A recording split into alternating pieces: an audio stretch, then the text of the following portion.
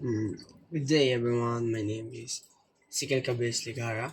I'm 19 years old, born on January 2, 2006, at Negros Occidental. We're not broken family, but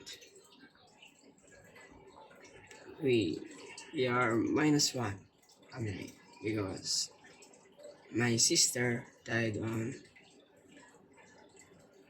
December 30, 2024, and her wake is January 2, 2025, which is my birthday, my saddest birthday. So, forget it. Let's talk about my childhood. My childhood is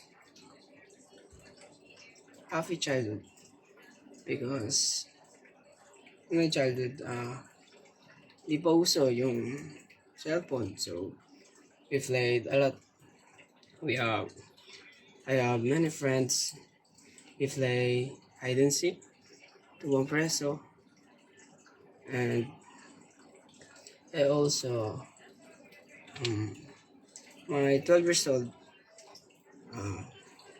when I'm 12 years old, I got work. Maaga ako nagkatrabaho. Tumutulong ako sa karinderya namin. Then, yun, simula nung pandemic, tanggal kami sa pwesto namin. Then, I'm working at Makati City. Work at burger shop. Then, before the pandemic, I also work at like construction. Then, in pandemic days, I have a lot of work. Like I said earlier, in burger shop, and I also work at store. Also,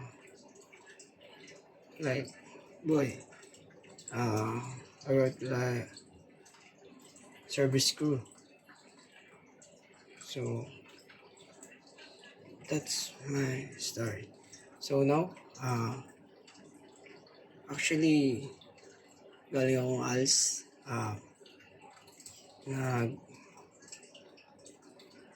Passing ako as ALS. Ngayon, nag-aaral ulit ako sa ISEL. Grade 12 na ako ngayon. Then, graduating. So, sana graduate ako.